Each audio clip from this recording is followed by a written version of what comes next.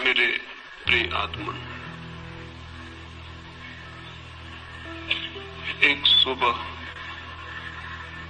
अभी सूरज भी निकला नहीं था और एक माझी नदी के किनारे पहुंच गया था। उसका पैर किसी चीज से टकरा गया। झुक के उसने देखा, पत्थरों से भरा हुआ एक झोला पड़ा था।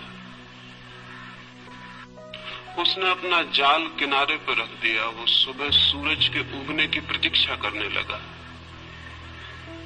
सूरज उग आए, वो अपना जाल फेंके और मछलियां पकड़े। वो जो झोला उसे पड़ा हुआ मिल गया था जिसमें वो एक एक पत्थर निकाल के शांत नदी में फेंकने लगा। सुबह के सन्नाटे में उन पत्थरों की गिरने की छपाक की आवाज सुनता, फिर दूसरा पत्थर फेंकता। धीरे धीरे सुबह का सूरज निकला, रोशनी हुई।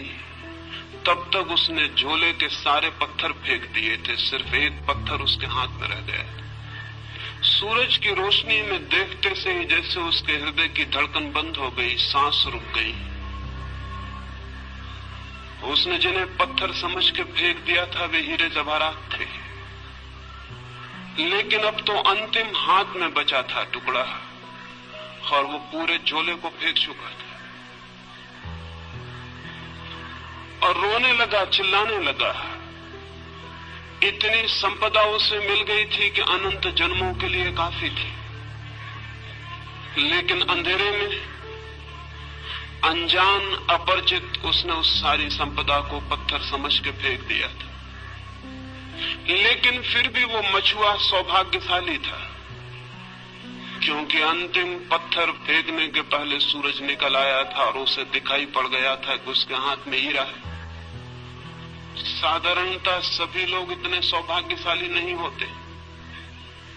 जिंदगी बीत जाती है, सूरज नहीं निकलता, सुबह नहीं होती, रोशनी नहीं आती और सारे जीवन के हीरे हम पत्थर समझ के फेंक चुके होते। जीवन एक बड़ी संपदा है, लेकिन आदमी सिवाय उसे फेंकने और गंवाने के कुछ भी नहीं करता है। जीवन क्या है ये भी पता नहीं चल पाता और हम उसे फेंक देते हैं। जीवन में क्या छिपा था, कौन से राज, कौन सा रहस्य, कौन सा स्वर्ग, कौन सा आनंद, कौन सी मुक्ति, उस सब का कोई भी अनुभव नहीं हो पाता और जीवन हमारे हाथ से रिक्त हो जाता है। इन आने वाले 3 दिनों में जीवन की संपदा पर ही थोड़ी सी बातें मुझे कहनी। लेकिन जो लोग जीवन की संपदा को पत्थर मानकर बैठ गए हैं, वे कभी आंख खोलकर देख पाएंगे कि जिन्हें उन्होंने पत्थर समझा है वे हीरे माणिक हैं। ये बहुत कठिन है। और जिन लोगों ने जीवन को पत्थर मान के फेंकने में ही समय गंवा दिया है, अगर आज उनसे कोई कहने जाए कि जिन्हें तुम पत्थर समझ के फेंक रहे थे वहां हीरे मोती भी थे, तो वे नाराज होंगे, क्रोध से भर जाएंगे। इसलिए नहीं कि जो बात कही गई वो गलत है, बल्कि इसलिए कि ये बात इस बात का स्मरण दिलाती है कि उन्होंने बहुत सी संपदा फेंक दी। लेकिन चाहे हमने कितनी ही संपदा फेंक दी हो, अगर एक क्षण भी जीवन का शेष है तो फिर भी हम कुछ बचा सकते हैं और कुछ जान सकते हैं और कुछ पा सकते हैं। जीवन की खोज में कभी भी इतनी देर नहीं होती कि कोई आदमी निराश होने का कारण पाए। लेकिन हमने ये मान ही लिया है अंधेरे में, अज्ञान में, कि जीवन में कुछ भी नहीं है सिवाय पत्थरों के। जो लोग ऐसा मान के बैठ गए हैं उन्होंने खोज के पहले ही हार स्वीकार कर ली। मैं इस हार के संबंध में, इस निराशा के संबंध में, इस मान ली गई पराजय के संबंध में सबसे पहली चेतावनी ये देना चाहता हूं कि जीवन मिट्टी और पत्थर नहीं है। जीवन में बहुत कुछ है। जीवन के मिट्टी पत्थर के बीच भी बहुत कुछ छिपा है। अगर खोजने वाली आंखें हो तो जीवन से वो सीढ़ी भी निकलती है जो परमात्मा तक पहुंचती है। इस शरीर में भी जो देखने पर हड्डी मांस और चमड़ी से ज्यादा नहीं है, वो छिपा है जिसका हड्डी मांस और चमड़ी से कोई भी संबंध नहीं। इस साधारण सी देह में भी जो आज जन्मती है, कल मर जाती है और मिट्टी हो जाती है, उसका वास है जो अमृत है, जो कभी जन्मता नहीं और कभी समाप्त भी नहीं होता है। रूप के भीतर अरूप छिपा है और दृश्य के भीतर अदृश्य का वास है और मृत्यु के कुहासे में अमृति की ज्योति छिपी हुई है। मृत्यु के धुएं में अमृत की लौ भी छिपी हुई है, वो फ्लेम, वो ज्योति भी छिपी हुई है जिसकी कोई मृत्यु नहीं। लेकिन हम धुएं को देखकर ही वापस लौट आते हैं और ज्योति को नहीं खोज पाते। या जो लोग थोड़ी हिम्मत करते हैं वे धुएं में ही खो जाते हैं और ज्योति तक नहीं पहुंच पाते हैं। ये यात्रा कैसे हो सकती है कि हम धुएं के भीतर छिपी हुई ज्योति को जान सके, शरीर के भीतर छिपी हुई आत्मा को पहचान सके, प्रकृति के भीतर छिपे हुए परमात्मा के दर्शन कर सके? ये कैसे हो सकता है? उस संबंध में ही 3 चरणों में मुझे बात करनी। पहली बात, हमने जीवन के संबंध में ऐसे दृष्टिकोण बना लिए हैं, हमने जीवन के संबंध में ऐसी धारणाएं बना ली है, हमने जीवन के संबंध में ऐसा फलसफा खड़ा कर रखा है। उस दृष्टिकोण और धारणा के कारण ही जीवन के सत्य को देखने से हम वंचित रह जाते हैं। हमने मान ही लिया है कि जीवन क्या है, बिना खोजे, बिना पहचाने, बिना जिज्ञासा किए हमने जीवन के संबंध में कोई निश्चित बात ही समझ रखी। हजारों वर्षों से हमें एक ही बात मंत्र की तरह पढ़ाई जा रही है कि जीवन असार है, जीवन व्यर्थ है, जीवन दुख है। सम्मोहन की तरह हमारे प्राणों पर यह मंत्र दोहराया गया है कि जीवन व्यर्थ है, जीवन असार है, जीवन दुख है, जीवन छोड़ देने योग्य है। ये बात सुन सुन के धीरे धीरे हमारे प्राणों में पत्थर की तरह मजबूत होकर बैठ गई। इस बात के कारण जीवन असार दिखाई पड़ने लगा है, जीवन दुख दिखाई पड़ने लगा है। इस बात के कारण जीवन ने सारा आनंद, सारा प्रेम, सारा सौंदर्य खो दिया है। मनुष्य एक कुरूपता बन गया है, मनुष्य एक दुख का अड्डा बन गया है। और जब हमने ये मान ही लिया है कि जीवन व्यर्थ है, असार है, तो उसे सार्थक बनाने की सारी चेष्टा भी बंद हो गई हो तो आश्चर्य नहीं। अगर हमने ये मान ही लिया है कि जीवन एक कुरूपता है तो उसके भीतर सौंदर्य की खोज कैसे हो सकती? और अगर हमने ये मान ही लिया है कि जीवन सिर्फ छोड़ देने योग्य है तो जिसे छोड़ ही देना है उसे सजाना, उसे खोजना, उसे निखारना, इसकी कोई भी जरूरत नहीं है। हम जीवन के साथ वैसा व्यवहार कर रहे हैं जैसा कोई आदमी स्टेशन पर विश्रामालय के साथ व्यवहार करता है, वेटिंग रूम के साथ व्यवहार करता है। वो जानता है कि क्षण भर हम इस वेटिंग रूम में ठहरे हुए हैं, क्षण भर बाद छोड़ देना है। इस वेटिंग रूम से प्रयोजन क्या है, अर्थ क्या है? वो वहां मूंगफली के छिलके भी डालता है, पान भी थूक देता है, गंदा भी करता है और फिर भी सोचता है मुझे क्या प्रयोजन है, क्षण भर बाद मुझे चले जाना है। जीवन के संबंध में भी हम इसी तरह का व्यवहार कर रहे हैं। जहां से हमें क्षण भर बाद चले जाना है वहां सुंदर और सत्य की खोज और निर्माण करने की जरूरत क्या है? लेकिन मैं आपसे कहना चाहता हूं, जिंदगी जरूर हमें छोड़ के चले जाना है, लेकिन जो असली जिंदगी है उसे हमें कभी भी छोड़ने का कोई उपाय नहीं।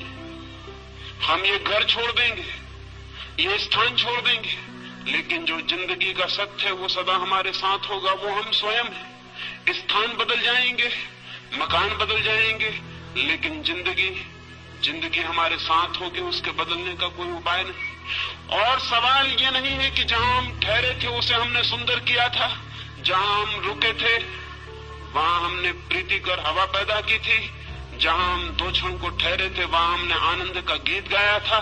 सवाल ये नहीं है कि वहां आनंद का गीत हमने गाया था। सवाल यह है कि जिसने आनंद का गीत गाया था उसने भीतर आनंद के और बड़े संभावनाओं के द्वार खोल लिए। जिसने उस मकान को सुंदर बनाया था उसने और बड़े सौंदर्य को पाने की क्षमता उपलब्ध कर ली। जिसने 2 क्षण उस वेटिंग रूम में भी प्रेम के बिताए थे उसने और बड़े प्रेम को पाने की पात्रता अर्जित कर ली। हम जो करते हैं उसी से हम निर्मित होते हैं। हमारा कृत्य अंततः हमें निर्मित करता है, हमें बनाता है। हम जो करते हैं वही धीरे धीरे हमारे प्राण और हमारी आत्मा का निर्माता हो जाता है। जीवन के साथ हम क्या कर रहे हैं इस पर निर्भर करेगा कि हम कैसे निर्मित हो रहे हैं। जीवन के साथ हमारा क्या व्यवहार है इस पर निर्भर होगा कि हमारी आत्मा किन दिशाओं में यात्रा करेगी, किन मार्गों पर जाएगी, किन नए जगतों की खोज करेगी। जीवन के साथ हमारा व्यवहार हमें निर्मित करता है। ये अगर स्मरण हो तो शायद जीवन को असार व्यर्थ मानने की दृष्टि हमें भ्रांत मालूम पड़े, तो शायद हमें जीवन को दुखपूर्ण मानने की बात गलत मालूम पड़े, तो शायद हमें जीवन से विरोधी रुख अधार्मिक मालूम पड़े। लेकिन अब तक धर्म के नाम पर जीवन का विरोध ही सिखाया गया है। सच तो यह है कि अब तक का सारा धर्म मृत्युवादी है, जीवनवादी नहीं। उसकी दृष्टि में मृत्यु के बाद जो है वही महत्वपूर्ण है, मृत्यु के पहले जो है वो महत्वपूर्ण नहीं। अब तक के धर्म की दृष्टि में मृत्यु की पूजा है, जीवन का सम्मान नहीं। जीवन के फूलों का आदर नहीं, मृत्यु के कुम्हला गए, जा चुके, मिट गए फूलों की कब्रों की प्रशंसा और श्रद्धा है। अब तक का सारा धर्म चिंतन करता है मृत्यु के बाद क्या है, स्वर्ग मोक्ष। मृत्यु के पहले क्या है उससे आज तक के धर्म को जैसे कोई संबंध नहीं रहा। और मैं आपसे कहना चाहता हूं मृत्यु के पहले जो है अगर हम उसे ही संभालने में असमर्थ हैं तो मृत्यु के बाद जो है उसे हम संभालने में कभी भी समर्थ नहीं हो सकते। मृत्यु के पहले जो है अगर वही व्यर्थ छूट जाता है तो मृत्यु के बाद कभी भी सार्थकता की कोई गुंजाइश, कोई पात्रता हम अपने में पैदा नहीं कर सकेंगे। मृत्यु की तैयारी भी इस जीवन में जो आज पास है, मौजूद है, उसके द्वारा करनी। मृत्यु के बाद भी अगर कोई लोक है तो उस लोक में हमें उसी का दर्शन होगा जो हमने जीवन में अनुभव किया है और निर्मित किया है। लेकिन जीवन को भुला देने की, जीवन को विस्मरण कर देने की बात ही अब तक कही गई। मैं आपसे कहना चाहता हूं जीवन के अतिरिक्त न कोई परमात्मा है, न हो सकता है। मैं आपसे ये भी कहना चाहता हूं जीवन को साध लेना ही धर्म की साधना है और जीवन में ही परम सत्य को अनुभव कर लेना मोक्ष को उपलब्ध कर लेने की पहली सीढ़ी। जो जीवन को ही चूक जाता है वो और सब भी चूक जाएगा, ये निश्चित है। लेकिन अब तक का रुख उल्टा रहा है। वो रुख कहता है जीवन को छोड़ो, वो रुख कहता है जीवन को त्यागो। वो ये नहीं कहता कि जीवन में खोजो, वो ये नहीं कहता कि जीवन को जीने की कला सीखो, वो ये भी नहीं कहता कि जीवन को जीने के ढंग पर निर्भर करता है कि जीवन कैसा मालूम पड़ेगा। अगर जीवन अंधकारपूर्ण मालूम पड़ता है तो वो जीने का गलत ढंग है। यही जीवन आनंद की वर्षा भी बन सकता है अगर जीने का सही ढंग उपलब्ध हो जाए। धर्म को मैं जीने की कला कहता हूं, वो आर्ट ऑफ लिविंग है। धर्म जीवन का त्याग नहीं, जीवन की गहराइयों में उतरने की सीढ़ियां हैं। धर्म जीवन की तरफ पीठ कर लेना नहीं, जीवन की तरफ पूरी तरह आंख खोलना है। धर्म जीवन से भागना नहीं, जीवन को पूरा आलिंगन में लेने का नाम है। धर्म है जीवन का पूरा साक्षात्कार। यही शायद कारण है कि आज तक के धर्म में सिर्फ बूढ़े लोग ही उत्सुक रहे हैं। मंदिरों में जाएं, चर्चों में, गिरजाघरों में, गुरुद्वारों में, और वहां वृद्ध लोग दिखाई पड़ेंगे। वहां युवा दिखाई नहीं पड़ते, वहां छोटे बच्चे दिखाई नहीं पड़ते। क्या कारण? एक ही कारण है, अब तक का हमारा धर्म सिर्फ बूढ़े का धर्म है, उन लोगों का धर्म है जिनकी मौत करीब आ गई, और अब जो मौत से भयभीत हो गए हैं और मौत के बाद के चिंतन के संबंध में आतुर हैं और जानना चाहते हैं कि मौत के बाद क्या है। जो धर्म मौत पर आधारित है वो धर्म पूरे जीवन को कैसे प्रभावित कर सकेगा? जो धर्म मौत का चिंतन करता है वो पृथ्वी को धार्मिक कैसे बना सकेगा? वो नहीं बना सका। 5000 वर्षों की धार्मिक शिक्षा के बाद भी पृथ्वी रोज अधार्मिक से अधार्मिक होती चली गई। मंदिर है, मस्जिद है, चर्च है, पुजारी है, पुरोहित है, सन्यासी है, लेकिन पृथ्वी धार्मिक नहीं हो सकी है और नहीं हो सकेगी, क्योंकि धर्म का आधार ही गलत है। धर्म का आधार जीवन नहीं है, धर्म का आधार मृत्यु है, धर्म का आधार खिलते हुए फूल नहीं है, कब्रें हैं। जिस धर्म का आधार मृत्यु है वो धर्म अगर जीवन के प्राणों को स्पंदित न कर पाता हो तो आश्चर्य क्या है? जिम्मेवारी किसकी है? मैं इन 3 दिनों में जीवन के धर्म के संबंध में ही बात करना चाहता हूं और इसलिए पहला सूत्र समझ लेना जरूरी है। और इस सूत्र के संबंध में आज तक छिपाने की, दबाने की, भूल जाने की सारी चेष्टा की गई है, लेकिन जानने और खोजने की नहीं। और उस भूलने और विस्मृत कर देने की चेष्टा के दुष्परिणाम सारे जगत में व्याप्त हो गए। मनुष्य के सामान्य जीवन में केंद्रीय तत्व क्या है? परमात्मा, आत्मा, सत्य नहीं। मनुष्य के प्राणों में, सामान्य मनुष्य के प्राणों में, जिसने कोई खोज नहीं की, जिसने कोई यात्रा नहीं की, जिसने कोई साधना नहीं की, उसके प्राणों की गहराई में क्या है? प्रार्थना, पूजा? नहीं, बिल्कुल नहीं। अगर हम सामान्य मनुष्य के जीवन ऊर्जा में खोज करें, उसकी जीवन शक्ति को हम खोजने जाएं, तो न तो वहां परमात्मा दिखाई पड़ेगा, न पूजा, न प्रार्थना, न ध्यान, वहां कुछ और ही दिखाई पड़ेगा। और जो दिखाई पड़ेगा उसे भुलाने की चेष्टा की गई है, उसे जानने और समझने की नहीं। वहां क्या दिखाई पड़ेगा? हम आदमी के प्राणों को चीरें और फाड़ें और वहां खोजें, आदमी को छोड़ दें। अगर आदमी से इतर जगत की भी हम खोजबीन करें तो वहां प्राणों की गहराइयों में क्या मिलेगा? अगर हम एक पौधे की जांचबीन करें तो क्या मिलेगा? एक पौधा क्या कर रहा है? एक पौधा पूरी चेष्टा कर रहा है नए बीज उत्पन्न करने की। एक पौधे के सारे प्राण, सारा रस नए बीज इकट्ठे करने, जन्मने की चेष्टा कर रहा है। एक पक्षी क्या कर रहा है? एक पशु क्या कर रहा है? अगर हम सारी प्रकृति में खोजने जाएं तो हम पाएंगे सारी प्रकृति में एक ही क्रिया जोर से प्राणों को घेर कर चल रही है, और वो क्रिया है सतत सृजन की क्रिया, वो क्रिया है क्रिएशन की क्रिया, वो क्रिया है जीवन को पुनरुज्जीवित नए नए रूपों में जीवन देने की क्रिया। फूल बीज को संभाल रहे हैं, फल बीज को संभाल रहे हैं। बीज क्या करेगा? बीज फिर पौधा बनेगा, फिर फूल बनेगा, फिर फल बनेगा। अगर हम सारे जीवन को देखें तो जीवन जन्मने की एक अनंत क्रिया का नाम। जीवन एक ऊर्जा है जो स्वयं को पैदा करने के लिए सतत संलग्न है और सतत चेष्टाशील। आदमी के भीतर भी वही है। आदमी के भीतर उस सतत सृजन की चेष्टा का नाम हमने सेक्स दे रखा है, काम दे रखा है। इस नाम के कारण उस ऊर्जा को एक गाली मिल गई, एक अपमान। इस नाम के कारण एक निंदा का भाव पैदा हो गया। मनुष्य के भीतर भी जीवन को जन्म देने की सतत चेष्टा चल रही है।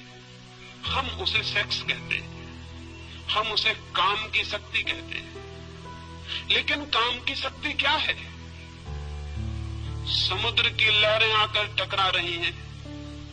समुद्र के तट से हजारों लाखों वर्षों से लहरें चली आती हैं, टकराती हैं, लौट जाती हैं, फिर आती हैं, टकराती हैं, लौट जाती हैं। जीवन भी हजारों वर्षों से अनंत अनंत लहरों में टकरा रहा है। जरूर जीवन कहीं उठना चाहता है। ये समुद्र की लहरें, जीवन की ये लहरें कहीं ऊपर पहुंचना चाहती हैं, लेकिन किनारों से टकराती हैं और नष्ट हो जाती हैं। फिर नई लहरें आती हैं, टकराती हैं और नष्ट हो जाती हैं। ये जीवन का सागर इतने अरबों वर्षों से टकरा रहा है, संघर्ष ले रहा है, रोज उठता है, गिर जाता है। क्या होगा प्रयोजन इसके पीछे? जरूर इसके पीछे कोई बृहत्तर ऊंचाइयां छूने का आयोजन चल रहा है।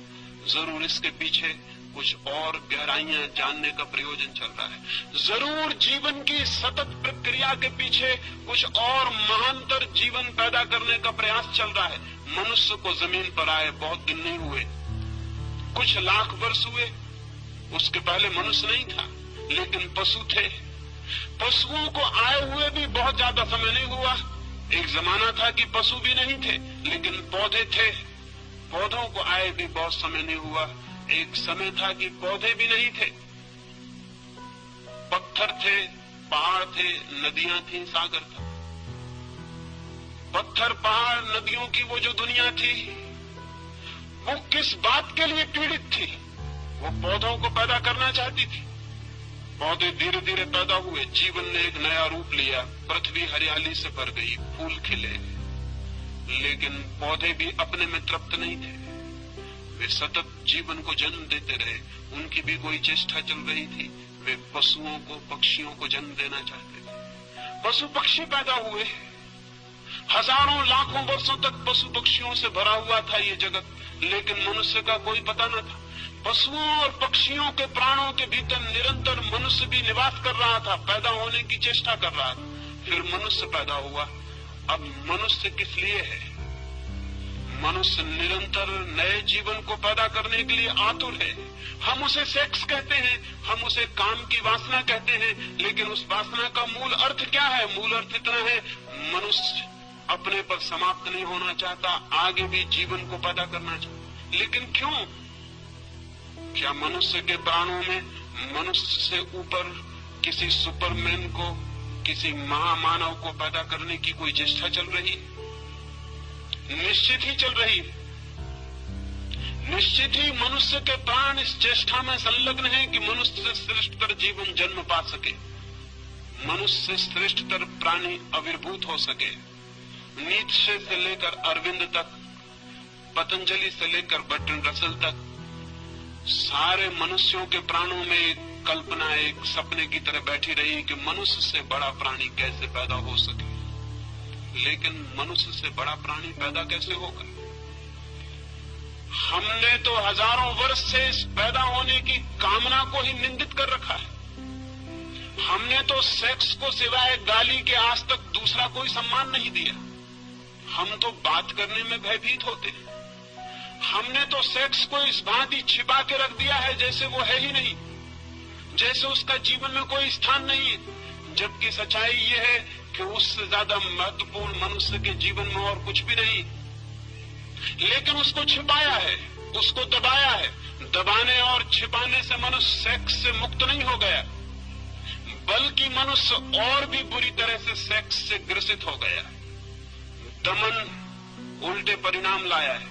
शायद आप में से किसी ने एक फ्रेंच वैज्ञानिक कुएं के एक नियम के संबंध में सुना होगा। वो नियम है लॉ ऑफ रिवर्स इफेक्ट। कुएं ने एक नियम इजाद किया है, विपरीत परिणाम का नियम।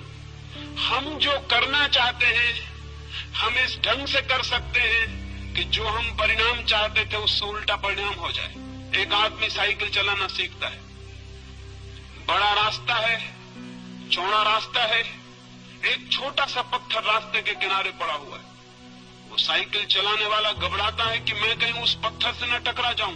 अब इतना चौड़ा रास्ता है कि अगर आंख बंद कर भी वो चलाए तो पत्थर से टकराना आसान बात नहीं है।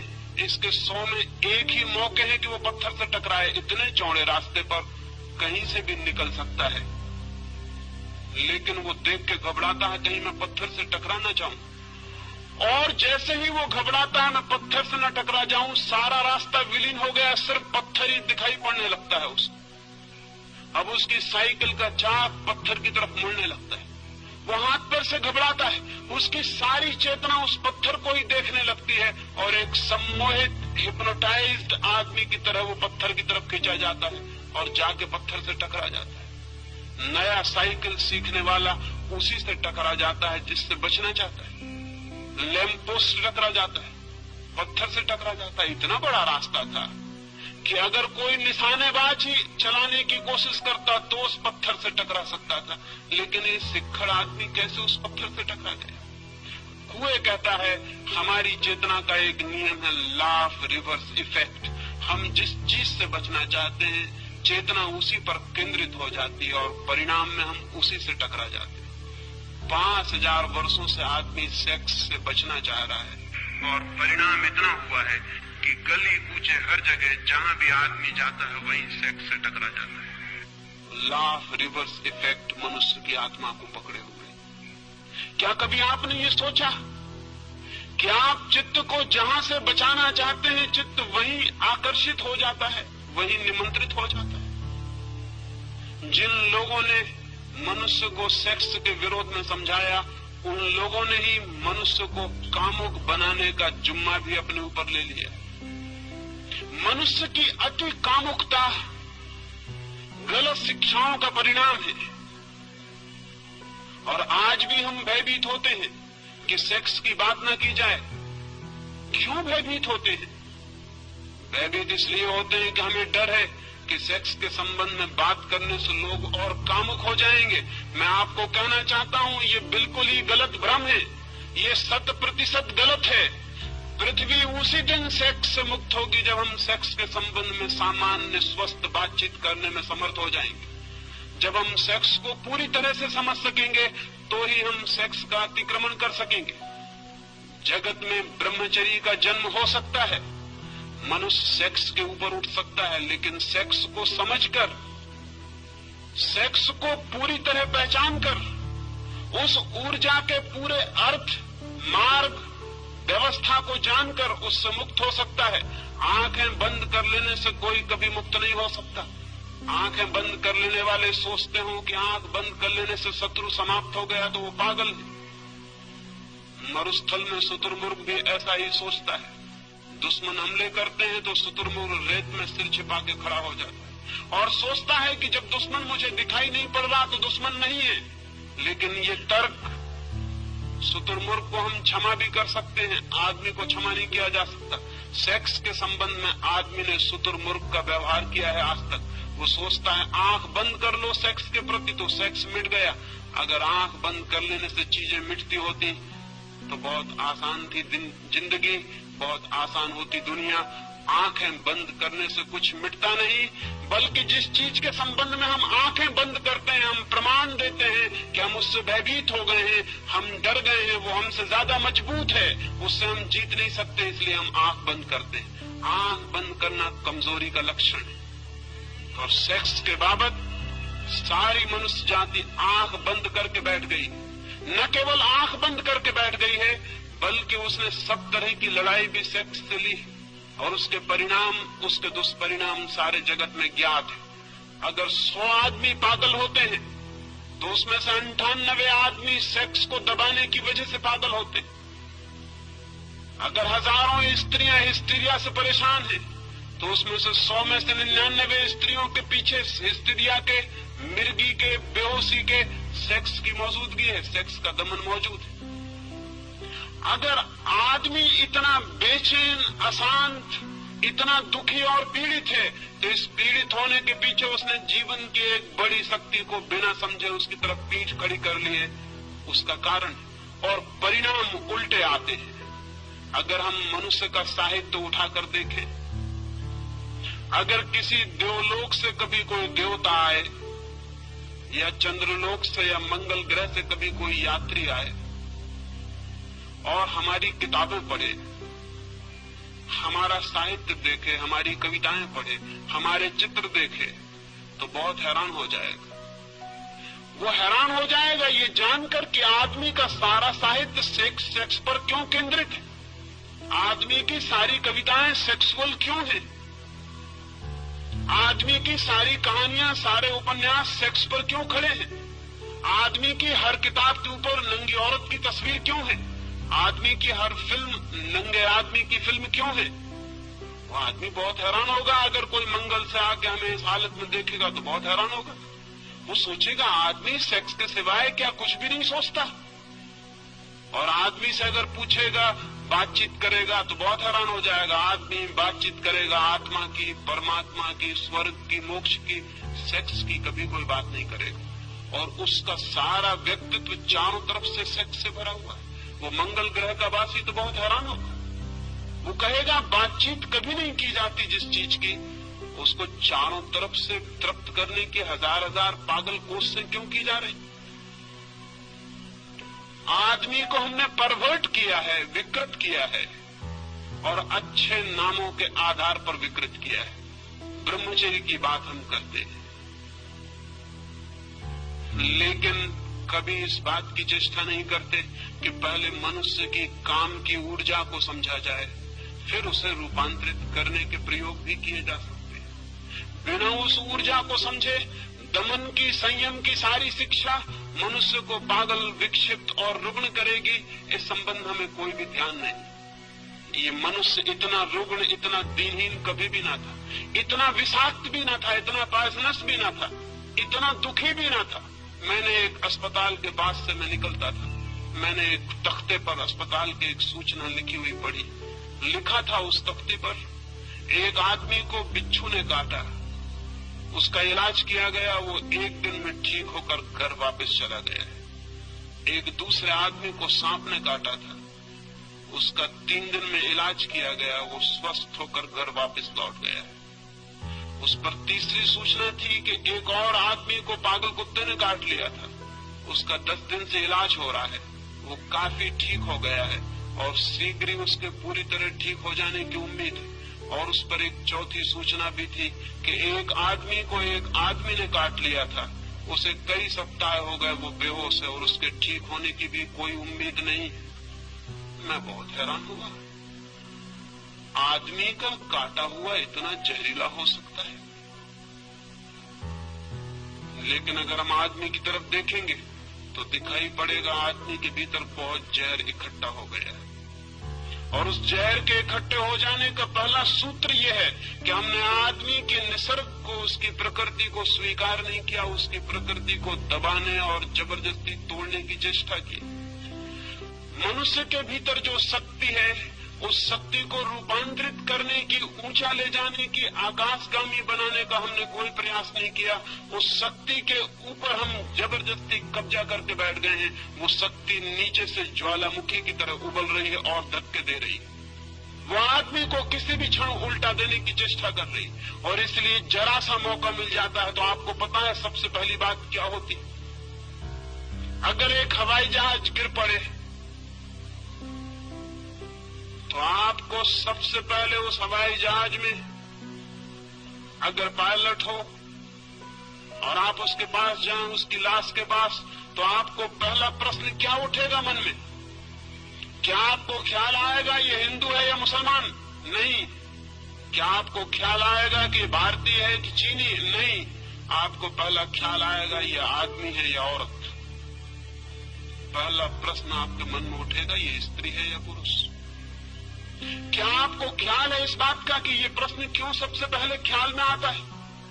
भीतर दबा हुआ सेक्स है, उस सेक्स के दमन की वजह से बाहर स्त्रियां और पुरुष अतिशय उभर कर दिखाई पड़ते।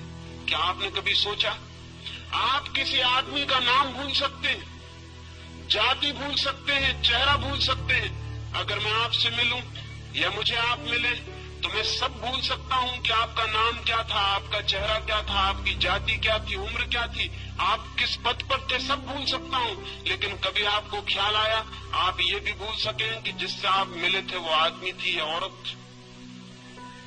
कभी आप भूल सके इस बात को कि जिससे आप मिले थे वो पुरुष है या स्त्री? कभी पीछे ये संदेह उठा मन में कि वो स्त्री है या पुरुष? नहीं, ये बात आप कभी भी नहीं भूल सके होंगे। क्यों? लेकिन जब सारी बातें भूल जाती हैं तो ये क्यों नहीं भूलता? हमारे भीतर मन में कहीं सेक्स बहुत अतिशय होकर बैठा है, वो 24 घंटे उबल रहा है, इसलिए सब बात भूल जाती है लेकिन ये बात नहीं भूलती। हम सतत सचेष्ट हैं। ये पृथ्वी तब तक स्वस्थ नहीं हो सकेगी जब तक आदमी और स्त्रियों के बीच ये दीवार और ये फासला खड़ा हुआ है। ये पृथ्वी तब तक कभी भी शांत नहीं हो सकेगी जब तक भीतर उबलती हुई आग है और उसके ऊपर हम जबरदस्ती बैठे हुए। उस आग को रोज दबाना पड़ता है, उस आग को प्रतिक्षण दबाए रखना पड़ता है।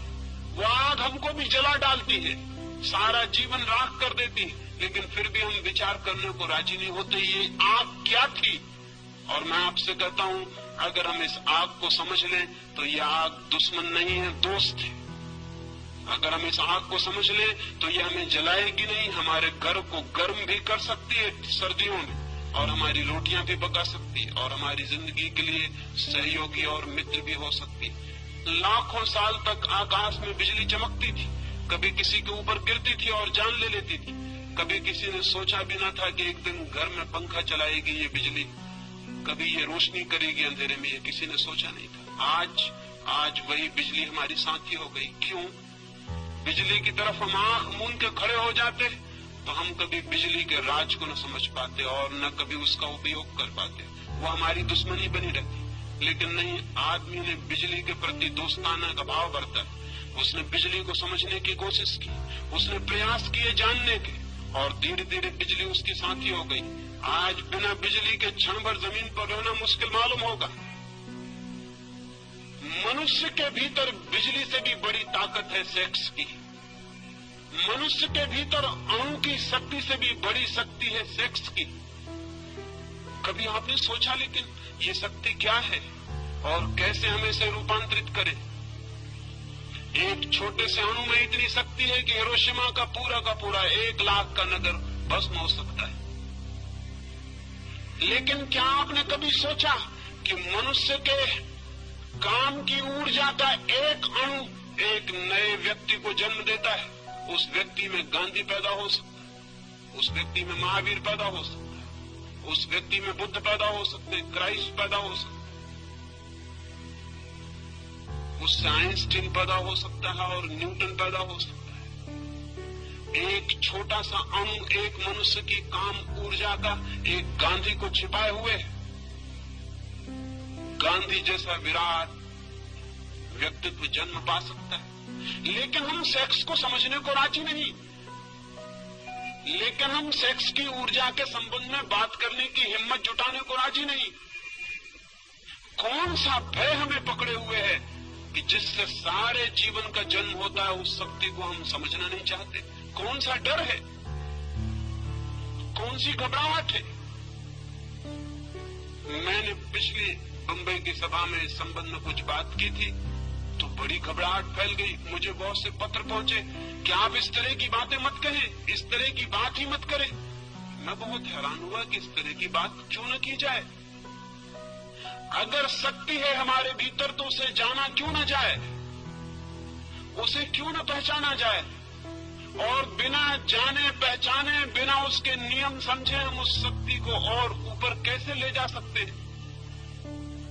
पहचान से हम उसको जीत भी सकते हैं, बदल भी सकते हैं, लेकिन बिना पहचाने तो हम उसके हाथ में ही मरेंगे और सड़ेंगे और कभी उससे मुक्त नहीं हो सकते। जो लोग सेक्स के संबंध में बात करने की मनाही करते हैं, वही लोग पृथ्वी को सेक्स के गड्ढे में डाले हुए हैं। ये मैं आपसे कहना चाहता हूं।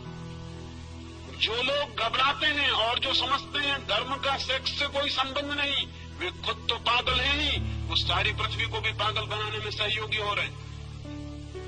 धर्म का संबंध मनुष्य की ऊर्जा के ट्रांसफॉर्मेशन से है। धर्म का संबंध मनुष्य की शक्ति को रूपांतरित करने से। धर्म चाहता है कि मनुष्य के व्यक्तित्व में जो छिपा है वो श्रेष्ठतम रूप से अभिव्यक्त हो जाए।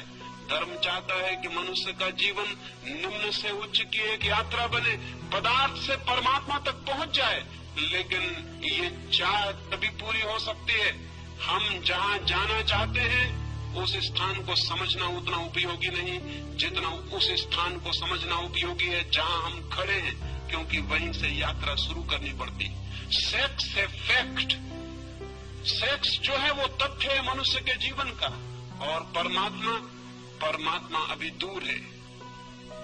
सेक्स हमारे जीवन का तथ्य है। इस तथ्य को समझ के हम परमात्मा के सत्य तक यात्रा कर भी सकते हैं, लेकिन इसे बिना समझे 1 इंच आगे नहीं जा सकते। कोल्हू के बैल की तरह इसी के आसपास घूमते रहेंगे, इसी के आसपास घूमते रहेंगे। मैंने जो पिछली सभा में कुछ बातें कही तो मुझे ऐसा लगा कि जैसे हम जीवन की वास्तविकता को समझने की भी तैयारी नहीं दिखाते, तो फिर हम और क्या कर सकते हैं और आगे क्या हो सकता है। फिर ईश्वर परमात्मा की सारी बातें सांत्वना की, कोरी सांत्वना की बातें हैं और झूठी हैं, क्योंकि जीवन के परम सत्य चाहे कितने ही नग्न हो उन्हें जानना ही पड़ेगा, समझना ही पड़ेगा। तो पहली बात तो ये जान लेनी जरूरी है कि मनुष्य का जन्म सेक्स से होता है। मनुष्य का सारा व्यक्तित्व सेक्स के अणुओं से बना हुआ है। मनुष्य का सारा प्राण सेक्स की ऊर्जा से भरा हुआ है। जीवन की ऊर्जा अर्थात काम की ऊर्जा, ये जो काम की ऊर्जा है, ये जो सेक्स एनर्जी है, ये क्या है? ये क्यों हमारे जीवन को इतने जोर से आंदोलित करती? क्यों हमारे जीवन को इतना प्रभावित करती? क्यों हम घूम घूम कर सेक्स के आसपास इर्द गिर्द ही चक्कर लगाते हैं और समाप्त हो जाते हैं? कौन सा आकर्षण है इसका? हजारों साल से ऋषि मुनि इंकार कर रहे हैं, लेकिन आदमी प्रभावित नहीं हुआ मालूम पड़ता है। हजारों साल से वे कह रहे हैं कि मुख मोड़ लो इससे, दूर हट जाओ इससे, सेक्स की कल्पना और कामना छोड़ दो, चित्त से निकाल डालो ये सारे सपने। लेकिन आदमी के चित्त से ये सपने निकले नहीं, निकल भी नहीं सकते हैं इस बात की। बल्कि मैं तो इतना हैरान हुआ हूं, मैं वैश्याओं से भी मिला हूं, लेकिन वैश्याओं ने मुझसे सेक्स की बात नहीं की। उन्होंने आत्मा परमात्मा के संबंध में पूछताछ की। और मैं साधु सन्यासियों से भी मिलता हूं, वे जब भी अकेले में मिलते हैं तो सिवाय सेक्स के और किसी बात के संबंध में पूछताछ नहीं करते। मैं बहुत हैरान हुआ। मैं हैरान हुआ हूं इस बात को जानकर कि साधु सन्यासियों को जो निरंतर इसके विरोध में बोल रहे हैं, वे खुद भी चित्त के तल पर वहीं ग्रसित हैं, वहीं परेशान हैं। तो जनता में आत्मा परमात्मा की बात करते हैं, लेकिन भीतर उनके भी समस्या वही होगी भी, स्वाभाविक है, क्योंकि हमने उस समस्या को समझने की भी चेष्टा नहीं की है। हमने उस ऊर्जा के नियम भी नहीं जानने चाहिए, और हमने कभी ये भी नहीं पूछा कि मनुष्य का इतना आकर्षण क्यों है, कौन सिखाता है सेक्स आपको?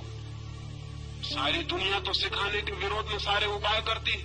माँ बाप चेष्टा करते हैं कि बच्चे को पता न चल जाए, शिक्षक चेष्टा करते हैं, धर्मशास्त्र चेष्टा करते हैं, कहीं कोई स्कूल नहीं, कहीं कोई यूनिवर्सिटी नहीं। लेकिन आदमी अचानक एक दिन पाता है कि सारे प्राण काम की आतुरता से भर गए।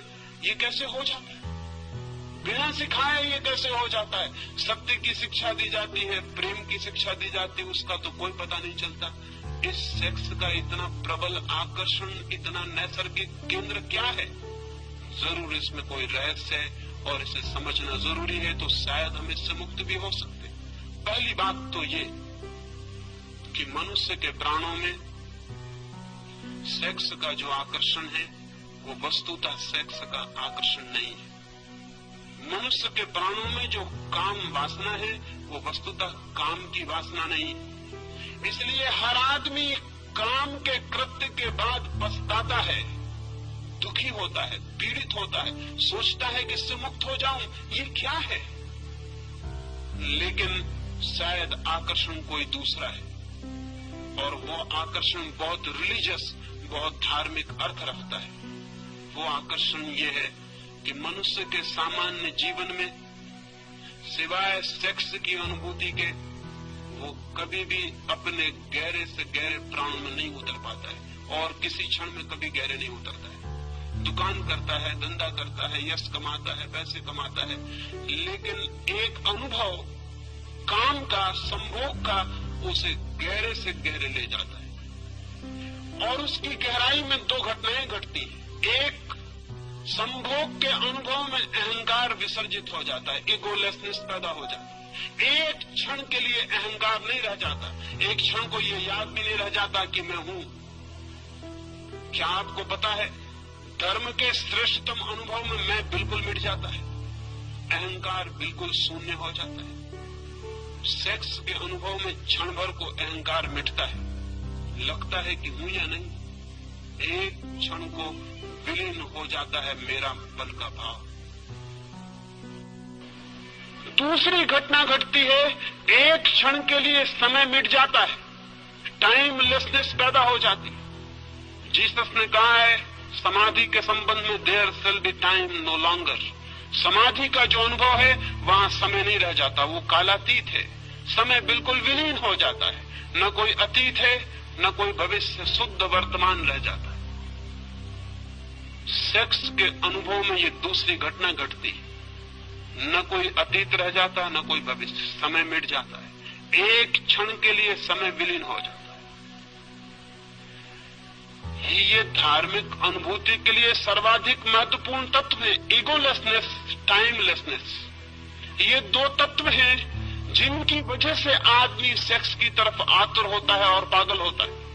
वो आतुरता स्त्री के शरीर के लिए नहीं है पुरुष की, न पुरुष के शरीर के लिए स्त्री की है। वो आतुरता शरीर के लिए बिल्कुल भी नहीं है, वो आतुरता किसी और ही बात के लिए। वो आतुरता है अहंकार शून्यता का अनुभव, समय शून्यता का अनुभव। लेकिन समय शून्य और अहंकार शून्य होने के लिए आतुरता क्यों है? क्योंकि जैसे ही अहंकार मिटता है आत्मा की झलक उपलब्ध होती है, जैसे ही समय मिटता है परमात्मा की झलक उपलब्ध होती है। एक क्षण को होती है ये घटना, लेकिन उस एक क्षण के लिए आदमी कितनी ही ऊर्जा, कितनी ही शक्ति खोने को तैयार है। शक्ति खोने के कारण पछताता है बाद में कि शक्ति छीन हुई, शक्ति का अपव्यय हुआ, और उसे पता है कि शक्ति जितनी छीन होती मौत उतनी करीब आती। कुछ पशुओं में तो एक ही संभोग के बाद नर की मृत्यु हो जाती है, कुछ कीड़े तो एक ही संभोग कर पाते हैं और संभोग करते ही करते समाप्त हो जाते हैं। अफ्रीका में एक मकड़ा होता है, वो एक ही संभोग कर पाता है और संभोग की हालत में ही मर जाता है, इतनी ऊर्जा क्षीण हो जाती है। मनुष्य को ये अनुभव में आ गया बहुत पहले कि सेक्स का अनुभव शक्ति को क्षीण करता है, जीवन ऊर्जा कम होती है और धीरे धीरे मौत करीब आती है। पछताता है आदमी, लेकिन इतना पछताने के बाद फिर पाता है कि कुछ घड़ियों के बाद फिर वही आतुरता है। निश्चित ही इस आतुरता में कुछ और अर्थ है जो समझ लेना जरूरी। सेक्स की आतुरता में कोई रिलीजियस अनुभव है, कोई आत्मिक अनुभव है। उस अनुभव को अगर हम देख पाएं तो हम सेक्स के ऊपर उठ सकते हैं। अगर उस अनुभव को हम न देख पाएं तो हम सेक्स में ही जिएंगे और मर जाएंगे। उस अनुभव को अगर हम देख पाएं, अंधेरी रात है और अंधेरी रात में बिजली चमकती, बिजली की चमक अगर हमें दिखाई पड़ जाए और बिजली को अगर हम समझ लें तो अंधेरी रात को हम मिटा भी सकते हैं। लेकिन अगर हम ये समझ लें कि अंधेरी रात के कारण बिजली चमकती है तो फिर हम अंधेरी रात को और घना करने की कोशिश करेंगे ताकि बिजली चमके। सेक्स की घटना में बिजली चमकती है, एक वो सेक्स से अतीत है, ट्रांसेंड करती है, पार से आती। उस पार के अनुभव को अगर हम पकड़ लें तो हम सेक्स के ऊपर उठ सकते हैं, अन्यथा नहीं। लेकिन जो लोग सेक्स के विरोध में खड़े हो जाते हैं वे अनुभव को समझ भी नहीं पाते कि वो अनुभव क्या है। वे कभी ये ठीक विश्लेषण भी नहीं कर पाते कि हमारी आतुरता किस चीज के लिए। मैं आपसे कहना चाहता हूं कि संभोग का इतना आकर्षण क्षणिक समाधि के लिए है, और संभोग से आप उस दिन मुक्त होंगे जिस दिन आपको समाधि बिना संभोग के मिलना शुरू हो जाएगी। उसी दिन संभोग से आप मुक्त हो जाएंगे, सेक्स से मुक्त हो जाएंगे। क्योंकि एक आदमी 1000 रुपए खोकर थोड़ा सा अनुभव पाता हो और कल हम उसे बता दें कि रुपए खोने की कोई जरूरत नहीं, इस अनुभव की तो खदानें भरी पड़ी हैं, तुम चलो इस रास्ते से और उस अनुभव को पालो, तो फिर वो 1000 रुपए खो के उस अनुभव को खरीदने बाजार में नहीं जाएगा। सेक्स जिस अनुभूति को लाता है, अगर वो अनुभूति किन्हीं और मार्गों से उपलब्ध हो सके तो आदमी का चित्त सेक्स की तरफ बढ़ना अपने आप बंद हो जाता है, उसका चित्त एक नई दिशा लेना शुरू कर देता है। इसलिए मैं कहता हूं जगत में समाधि का पहला अनुभव मनुष्य को सेक्स के अनुभव से ही उपलब्ध हुआ है। लेकिन वो बहुत महंगा अनुभव है, वो अति महंगा अनुभव है। और दूसरे कारण है कि वो अनुभव कभी एक क्षण से ज्यादा गहरा नहीं हो सकता।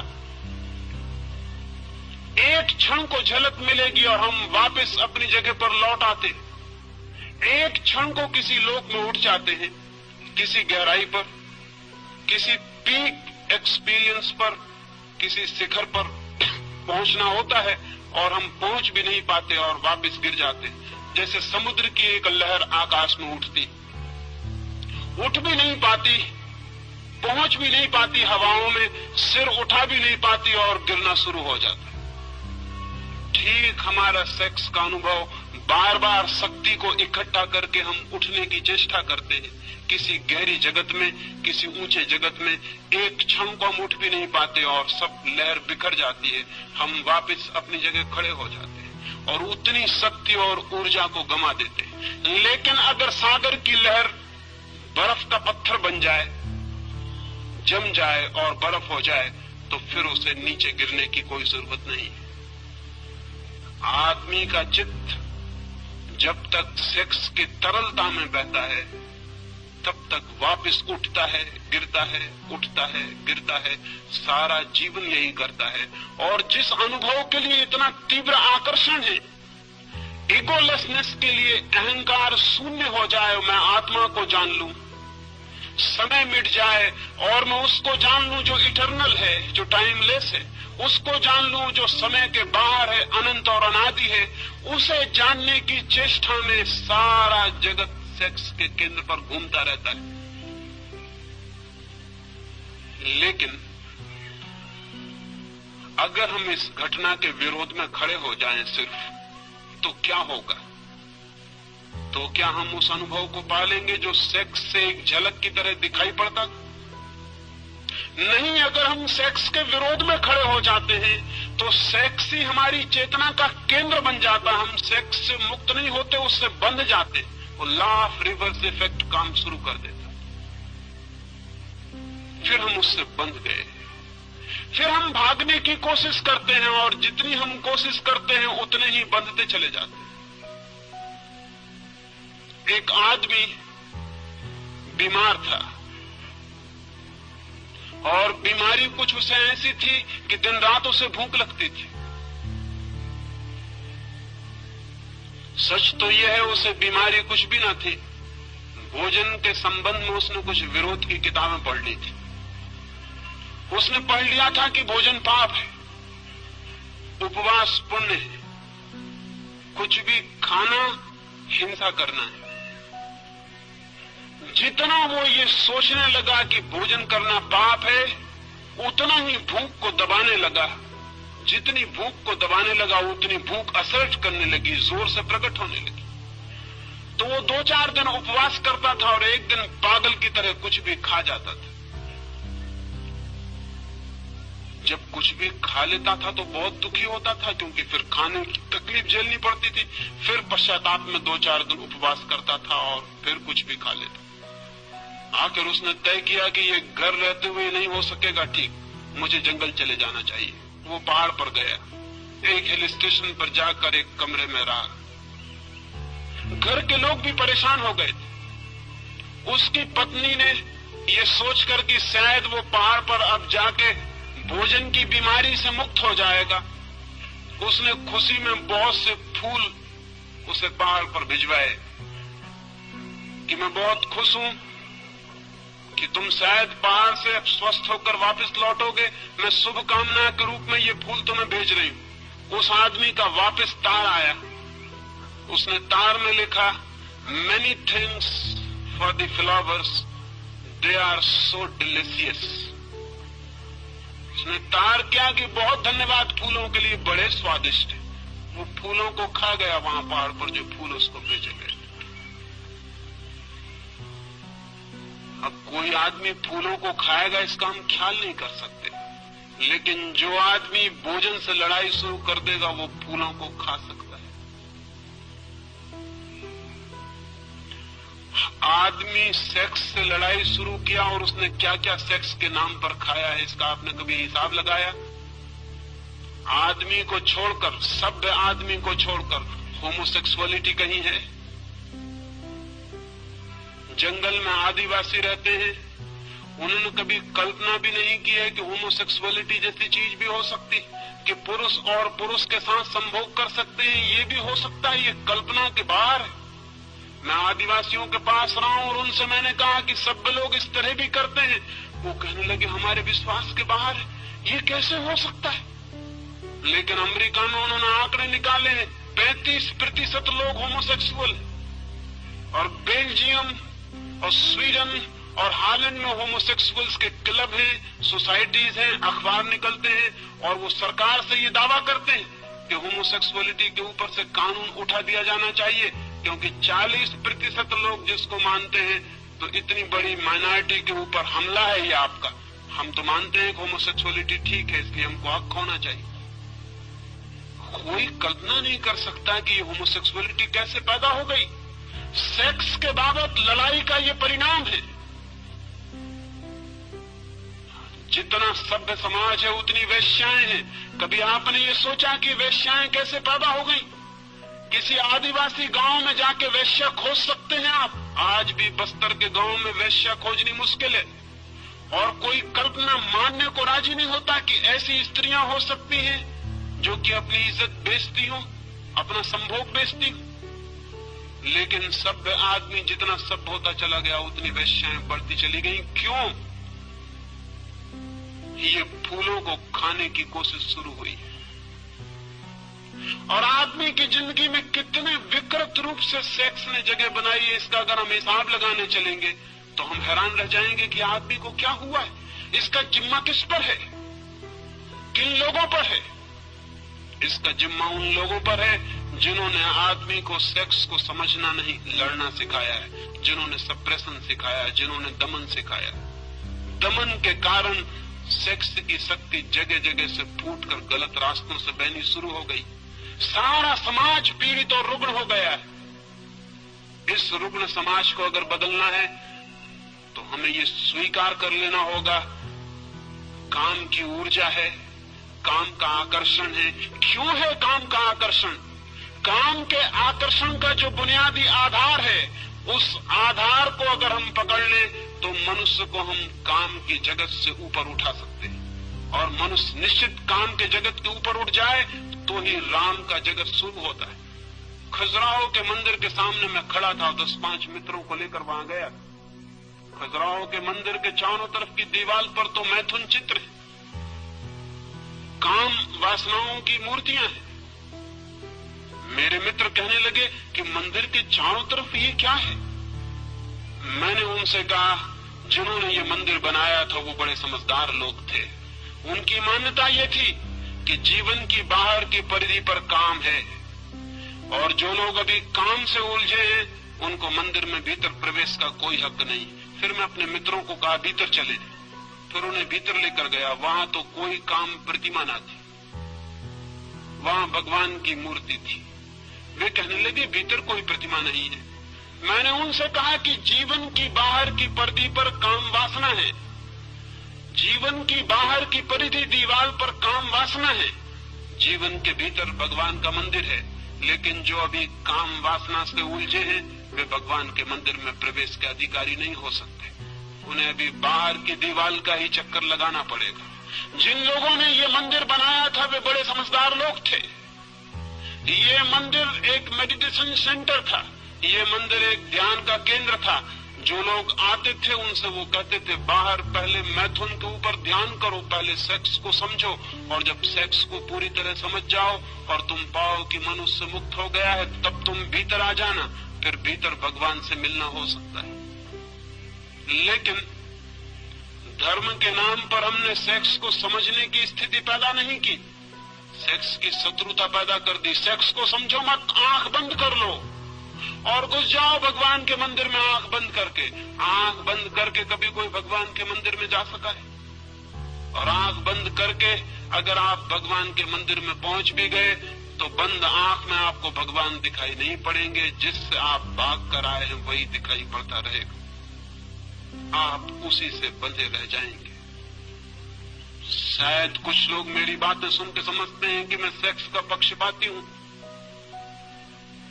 मेरी बातें सुन के शायद लोग समझते हैं कि मैं सेक्स का प्रचार करना चाहता हूं। अगर कोई ऐसा समझता हो तो उसने मुझे कभी सुना ही नहीं है, ऐसा उससे कह देना। इस समय पृथ्वी पर मुझसे ज्यादा सेक्स का दुश्मन आदमी खोजना मुश्किल है,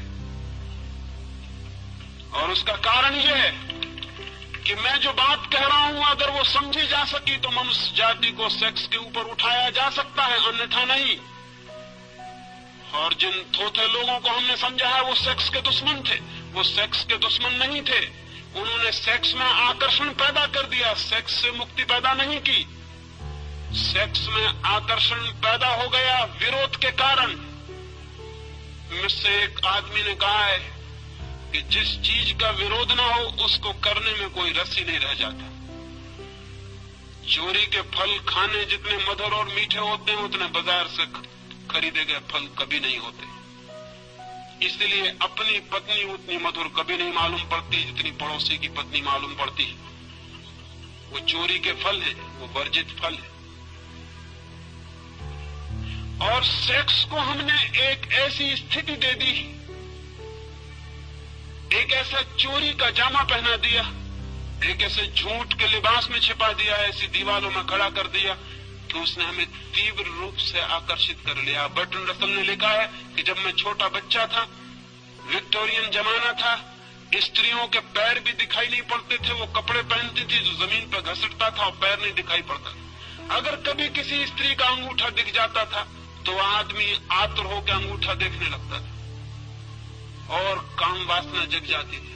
और रसल कहता है कि अब स्त्रियां करीब करीब आधी नंगी घूम रही और उनका पैर पूरा दिखाई पड़ता लेकिन कोई असर नहीं होता। तो रसल ने लिखा है कि इससे ये सिद्ध होता है कि हम जिन चीजों को जितना ज्यादा छिपाते हैं उन चीजों में उतना ही कुत्सित आकर्षण पैदा होता है। अगर दुनिया को सेक्स से मुक्त करना है तो बच्चों को ज्यादा देर तक घर में नग्न रहने की सुविधा होनी चाहिए। जब तक बच्चे घर में नग्न खेल सकें, लड़के और लड़कियां, उन्हें नग्न खेलने देना चाहिए ताकि वो एक दूसरे के शरीर से भली भांति परिचित हो जाएं और कल रास्तों पर उनको किसी स्त्री को धक्का देने की कोई जरूरत न रह जाए, ताकि वे एक दूसरे के शरीर से इतने परिचित हो जाएं कि किसी किताब पर नंगी औरत की तस्वीर छापने की कोई जरूरत न रह जाए। वे शरीर से इतने परिचित हों कि शरीर का कुत्सित आकर्षण विलीन हो सके। लेकिन बड़ी उल्टी दुनिया है। जिन लोगों ने शरीर को ढांक के छिपा के खड़ा किया है उन्हीं लोगों ने शरीर को इतना आकर्षित बना दिया है, ये हमारे ख्याल में नहीं आता। जिन लोगों ने शरीर को जितना ढांक के छिपा दिया है शरीर को उतना ही हमारे मन में चिंतन का विषय बना दिया, ये हमारे ख्याल में नहीं आता। बच्चे नग्न होने चाहिए, देर तक नग्न खेलने चाहिए, लड़के और लड़कियां एक दूसरे को नग्नता में देखना चाहिए ताकि उनके पीछे कोई भी पागलपन न रह जाए और उनके इस पागलपन का जीवन भर रोग उनके भीतर न चलता है। लेकिन वो रोग चल रहा है और उस रोग को हम बढ़ाते चले जाते हैं। उस रोग के फिर हम नए नए रास्ते खोजते हैं। गंदी किताबें छपती हैं जो लोग गीता के कवर में भीतर रख के पढ़ते, बाइबल में दबा लेते हैं और पढ़ते हैं। ये गंदी किताबें, तो हम कहते हैं ये गंदी किताबें बंद होनी चाहिए, लेकिन हम ये कभी नहीं पूछते कि गंदी किताबें पढ़ने वाला आदमी पैदा क्यों हो गया है। हम कहते हैं नंगी तस्वीरें दीवारों पर नहीं लगनी चाहिए, लेकिन हम कभी नहीं पूछते कि नंगी तस्वीरें कौन आदमी देखने को आता है। वही आदमी आता है जो स्त्रियों के शरीर को देखने से वंचित रह गया। एक कुतूहल जाग गया है, क्या है स्त्री का शरीर। और मैं आपसे कहता हूं, वस्त्रों ने स्त्री के शरीर को जितना सुंदर बना दिया है उतना सुंदर स्त्री का शरीर है नहीं। वस्त्रों में ढांक कर शरीर छिपा नहीं है और उघड़ के प्रकट हुआ है। ये सारी की सारी चिंतना हमारी विपरीत फल ले आई। इसलिए आज एक बात आपसे कहना चाहता हूं पहले दिन की चर्चा में, वो ये, सेक्स क्या है, उसका आकर्षण क्या है, उसकी विकृति क्यों पैदा हुई है। अगर हम ये तीन बातें ठीक से समझ लें तो मनुष्य का मन इनके ऊपर उठ सकता है। उठना चाहिए, उठने की जरूरत है, लेकिन उठने की चेष्टा गलत परिणाम लाई है, क्योंकि हमने लड़ाई खड़ी की है, हमने मैत्री खड़ी नहीं की। दुश्मनी खड़ी की है, सप्रेशन खड़ा किया है, दमन किया है, समझ पैदा नहीं की। अंडरस्टैंडिंग चाहिए, सप्रेशन नहीं, समझ चाहिए। जितनी गहरी समझ होगी मनुष्य उतना ही ऊपर उठता है, जितनी कम समझ होगी उतना ही मनुष्य दबाने की कोशिश करता है, और दबाने के कभी भी कोई सफल परिणाम, सुफल परिणाम, स्वस्थ परिणाम उपलब्ध नहीं होते। मनुष्य के जीवन की सबसे बड़ी ऊर्जा है काम, लेकिन काम पर रुक नहीं जाना है, काम को राम तक ले जाना है। सेक्स को समझना है ताकि ब्रह्मचर्य फलित हो सके, सेक्स को जानना है ताकि हम सेक्स से मुक्त हो सकें और ऊपर उठ सकें।